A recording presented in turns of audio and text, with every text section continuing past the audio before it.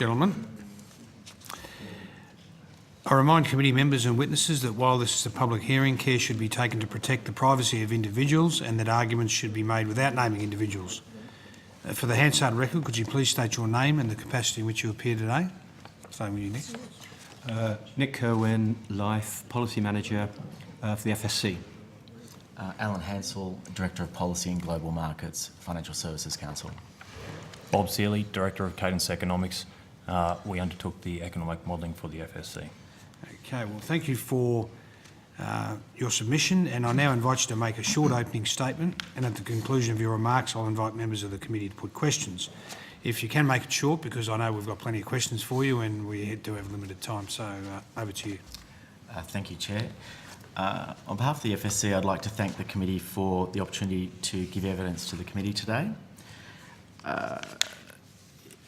It's not every day that you see a convergence of the interests of customers and private sector providers in relation to a public policy issue which also contributes positive benefits to the Australian economy through increased workforce participation and lower government health and welfare expenditure. For customers who are sick or injured, the ability of an insurer to offer targeted rehabilitation payments to facilitate early treatment of a condition realises the following benefits. First, the opportunity to return to wellness more quickly than would otherwise have been the case if not for the additional early support. Second, it reduces the likelihood of the customer acquiring a secondary condition, such as a depressive illness, for example. It is broadly acknowledged that most people want to be productive and contribute to society through work and social interactions and related activities.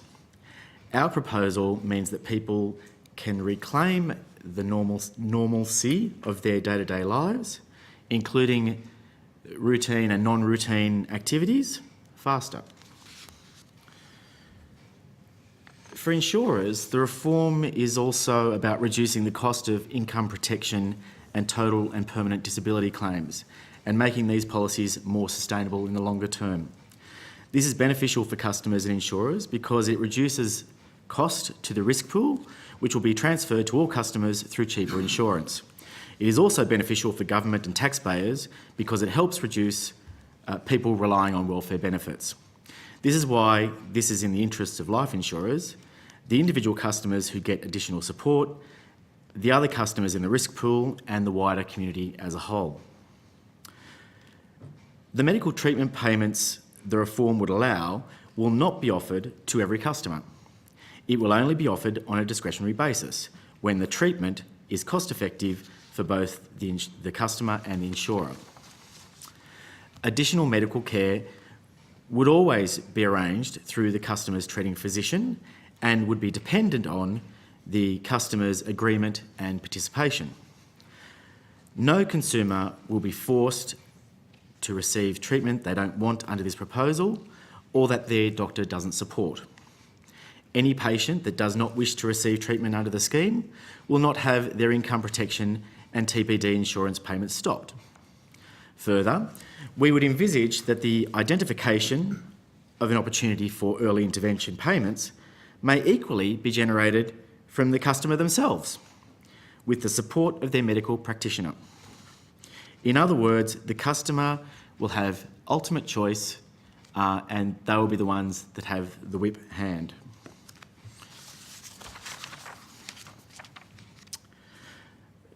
We've read the submissions to this inquiry with interest and found that there are a number of misconceptions about the intent of this policy. I'd like to address those by explaining what early intervention medical care is in this context and, more importantly, what it is not. It is intended to provide additional support in cases where it would help towards the person's recovery, but that help is not otherwise available through any other means. This may be because the person is on a long public waiting list for an operation or cannot afford additional treatment above what is covered under Medicare or private health insurance, or perhaps doesn't have private health insurance at all. It is not about life insurers providing private health insurance by the back door or stepping in the way of existing workers' compensation schemes. We want to help consumers who are falling down between the cracks of additional health... I'll start that again. We want to help consumers who are falling down the cracks between additional health and welfare providers and not getting the help they need to return to wellness. The payments would be discretionary and not part of contracts with customers. Provision of these payments will not appear in product disclosure statements. The policy is also not about pressuring people to return to work. In consultation with the government, the life insurance industry would ensure this policy is ring-fenced by the proper consumer protections. And I'd urge the committee, if they were supportive of adopting or recommending that the Parliament consider legislation of this type, that there be a that there be a review process built into the legislation such that after a certain period, 5 years or 3 years, whatever the committee decides, there would be a parliamentary review of the effectiveness of the legislation and also of the behaviours of life insurers. Research we have submitted to the committee by Cadence Economics, sponsored by the FSC, BT and MetLife, shows reforms could provide benefits to a pool of up to 118 people a year. Of this pool, Cadence conservatively estimates there are 1,379 people for whom early intervention will be beneficial and cost-effective, potentially rising to 3,600 under the researcher's high-side scenario. It is thought an average of 87 people per year could be prevented from becoming totally and permanently disabled as a result of receiving additional healthcare intervention paid for by life insurers. The benefits of returning to work in promoting patient recovery are well known. Cadence's report estimates early intervention could improve return to work times by an estimated 5 weeks, from 18 to 13 weeks. Aside from this dramatic improvement to the quality of life of some vulnerable Australians, conservative estimates suggest allowing insurers to participate in early intervention could also save the government $1.12 billion in healthcare costs over the next 2 decades. The benefit to GDP arising from there being more people in the workforce amounts to $405.7 million by 2040, or approximately $169,000 in real GDP per additional full-time equivalent worker, according to the Cadence estimates. Taking the projected benefits of reform to allow early intervention over this period, Australian real GDP is expected to benefit by $1.56 billion in today's dollars over the period to 2040. Under Cadence's high-side scenario, the overall benefit rises to $4.06 billion. This research clearly demonstrates to policymakers that the changes proposed by the Financial Services Council would deliver better outcomes for all Australians with a simple reform to existing legislation. And the irony is not lost on me that probably one of the most expensive parts of this reform would be this committee here today. Thank you. We're very cheap. Okay, thank you for your opening statement. In regards to what you've just described there, I hear a bit of choice in there, and I hear, but I also heard Morris and Blackburn, who thinks that you guys are just driven purely by profit. I'm sure they're not, but you've just you've just stated that they gave evidence about a court case where someone was being forced to have an operation and they didn't have it, so they lost their benefit. Have you got any comment on that scenario? Because I think, to me, if you're describing the choice is correct, that's all important in this process. Yeah. So, in relation to a customer entering into an arrangement with their insurer, as I stated in the opening statement, their medical practitioner would need to agree to it as well, and the early intervention payment or the rehabilitation plan would not be activated unless the customer was totally on board with the idea.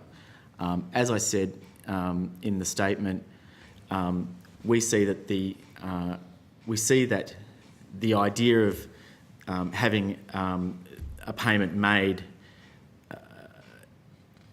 would either come from the insurer and be discussed in the first instance with the medical practitioner, who, if they agreed, would then speak to the customer about the proposal, or alternatively, the customer themselves, in partnership with their medical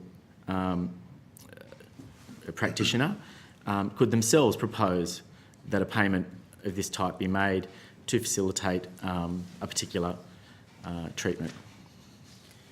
Okay. You also said in your opening statement, you talked about you might not offer this opportunity to all your clients. What happens if there was a client who you didn't offer it to, who said, oh, well, I want the opportunity to get back to work early and I want to get on this plan? Yeah.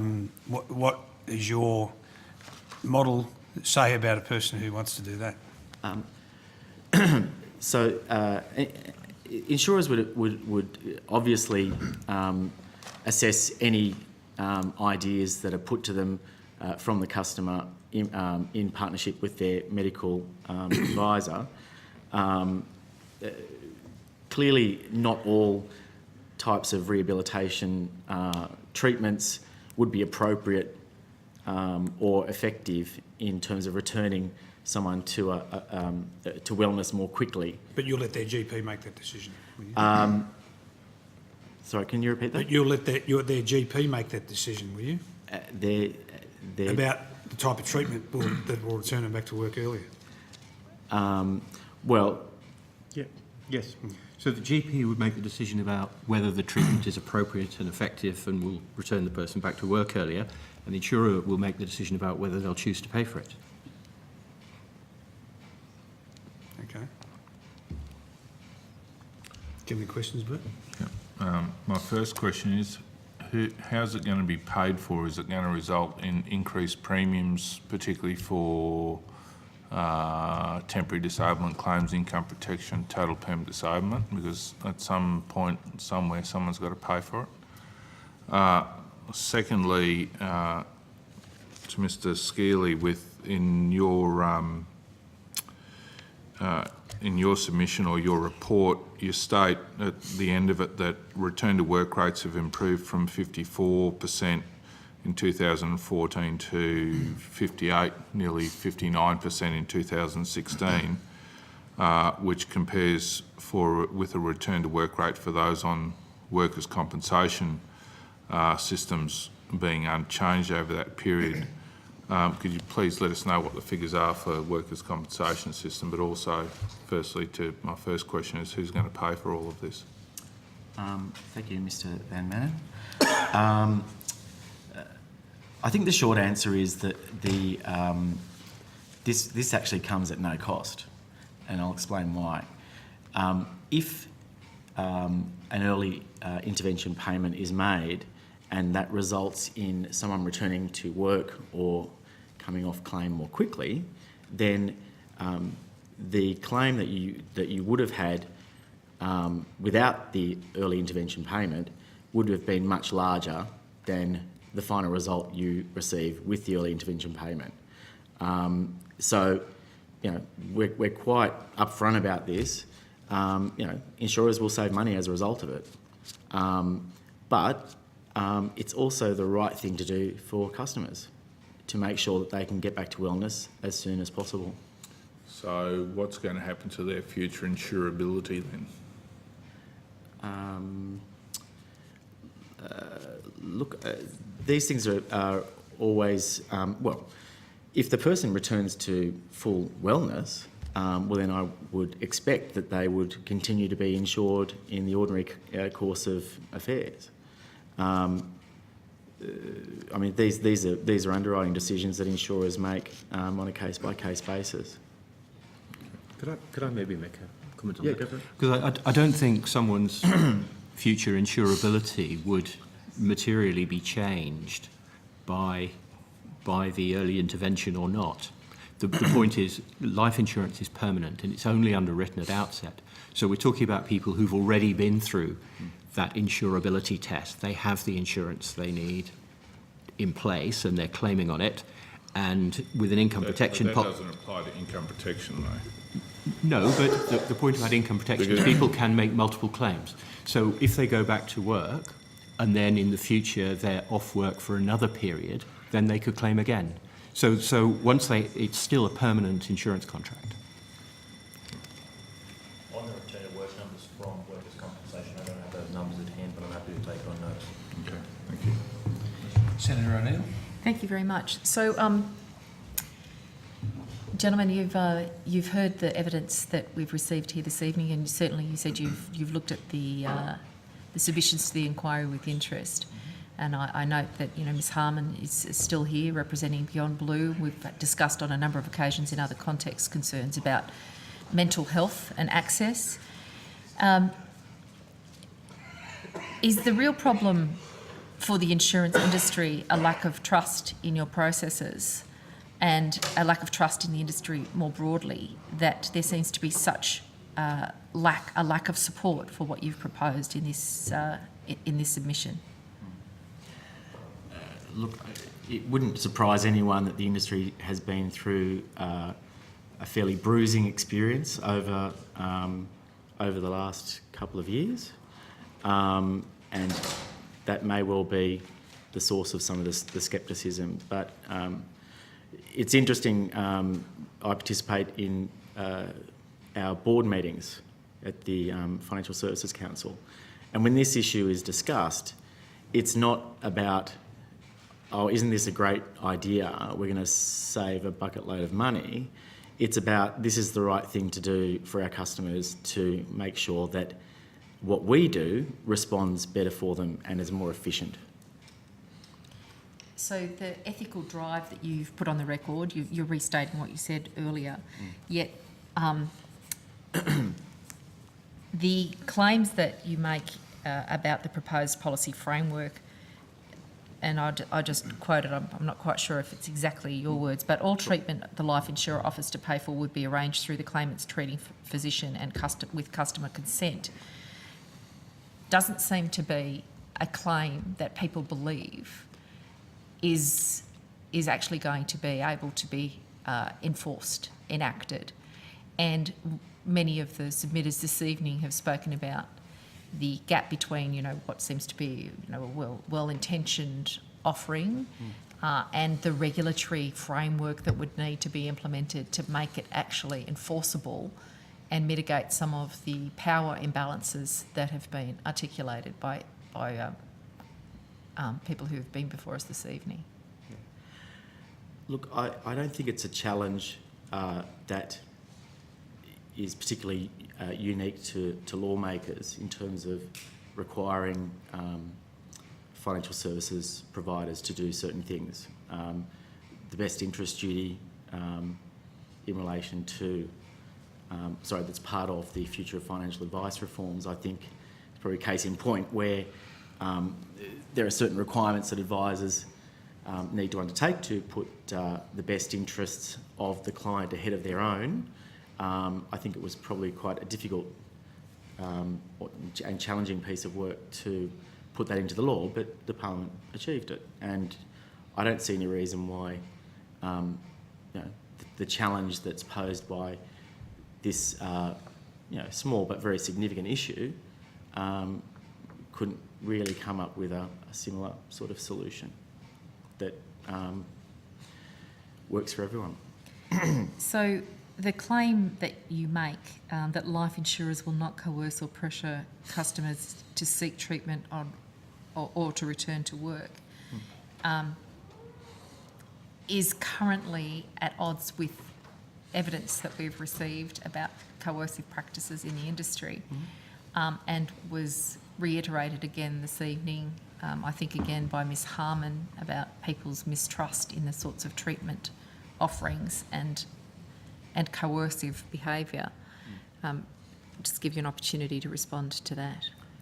I'm not aware of the details of those particular claims, and I guess my response would be, we've said to the committee that we are ready, willing and able to be held to account for our actions. So the Parliament can, of course, craft this legislation in any way it sees fit, but we would strongly recommend that there is a review process that would take place after any legislation that had passed the Parliament had been enforced for, say, 3 or 5 years. And as part of that, the review could consider the practices of insurers. Mr Hansel, do you think that this proposal is premature given the recommendations from the insurance inquiry really have not been fully aired and implemented yet by the sector? Can I raise concerns about the announcement of this inquiry on the same day that our report came down, and ask if you can shed any light on why that was the decision to advance it at the time when concerns about the sector were actually being documented? Look, I can't really comment on the processes and decision-making You didn't make the decision. of the government. Called the inquiry, not you. But what I would say is that... Are you saying you weren't in any conversation with the government I was about not. this at all? You personally were not? I was not. Do you know if the FSC was in conversation with the government I'm not about aware advancing of, this? Not aware of any.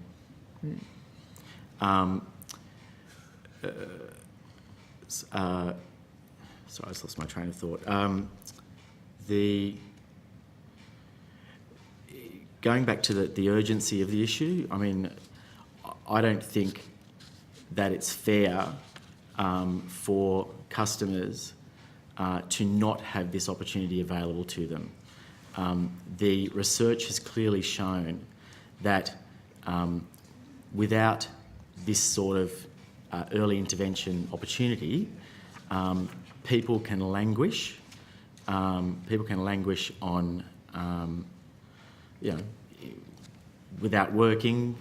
They can have compounded health problems, and that's really just not a great outcome at all for anybody. So, in relation to your question about was it the right time, I actually think it should have happened a long time ago. Do you consider that the proposal that you're supporting here this evening would have had more credibility if the changes that are required or indicated by the recommendations of the inquiry that preceded this in this committee had already been implemented and trust had been built with the community at large? I just don't think you've got enough cash in the bank, is what I'm saying. Yeah, Do you know, there isn't enough trust. The currency of trust is just in deficit at the moment, and that as altruistic as the proposal may appear, the credibility of the claims that life insurers won't stop income protection, that there will be no coercion, are simply not resonating with a community where that trust deficit is so big.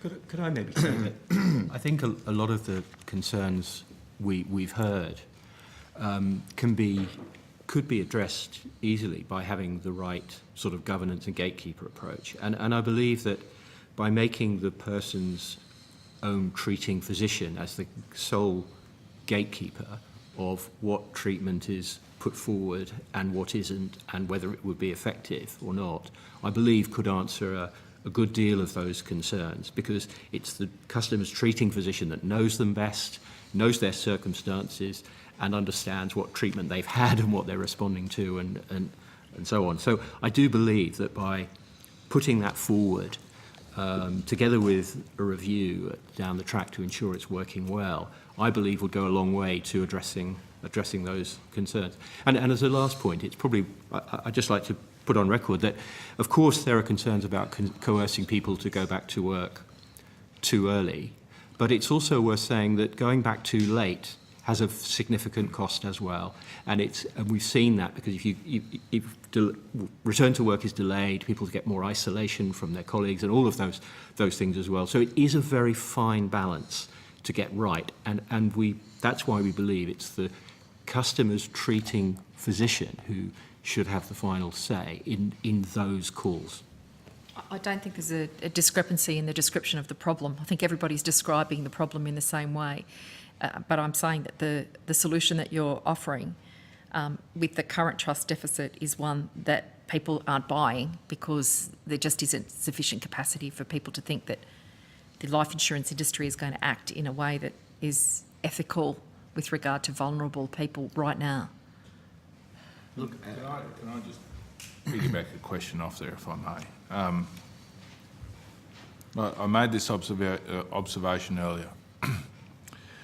My frustration in this place is that far too often we are writing laws and regulations to deal with the fact that the private sector won't act in an ethical and a moral manner. So my question to you is, and by extension to your members, we handed down this committee handed down a report in March. There are a number of recommendations in that, but specifically, I suppose, in light of what we're discussing tonight, there were some recommendations in there about channels of communication between the life insurance industry and the medical fraternity. I would be very interested to know, in the context of this discussion, without any regulation in place, given the recommendations we made, what, if any, effort has been made, or more importantly, what, if any, progress has been made, going back to your answer, Mr. Kerwin, or your response, has been made between the life insurance industry and the medical representative bodies to deal with these issues first and foremost. And if these issues are dealt with through that dialogue, a lot of what we're discussing here tonight becomes a non-issue. And it shouldn't require legislation because your industry or your members and the members of the medical profession should have dealt with this a long, long time ago. And then you would have the capital in the bank, as the Senator has quite rightly pointed out, to maybe have a discussion with us about a change of legislation to deal with this particular issue. But why does it require parliamentary inquiries, such as this and other ones, for you to start to act in the best interests of consumers? Do you want to start with the Well, legislation? yeah. Has there been any progress? Yeah, there has, and I can tell you that we have now had meetings with the RACGP. We have exchanged views about what a good consent would look like. We're due to respond to them, I believe, by the end of this week with some adjustments to it. We've included some words around how medical information will be stored and kept around that. And I genuinely believe that we're not a million miles apart on that issue of consent and having reports rather than clinical notes, for example.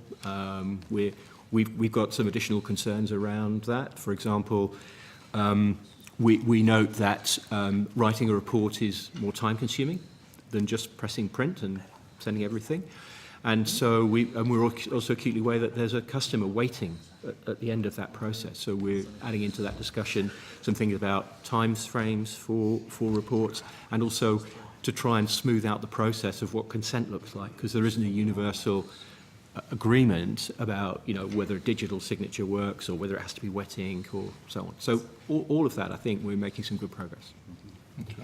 Well, gentlemen, we have run out of time, but I'm sure we've got more questions for you, which we'll put on notice. If you've had any questions on notice, can you answer the committee or the Secretariat by the 11th of July 2018? And one of those questions might be, I'm really interested to find out how you can speed up the medical process that will get me in to see a specialist quicker than my current situation is if I had an injury, because that's still part of the issue, is the actual time it gets in to see someone. So if the insurance companies have got influence to get people in earlier, that would be very interesting to see how you're going to propose to do that. So take that on notice. Thank you for attending the hearing and your evidence today and your submission as well, and I'm sure we'll be speaking in the future. Thank you. Thank you. Thank you. Sorry, Deb. No, I agree with you. The committee welcomes APRA, who made submission 10, Department of Health and Treasury.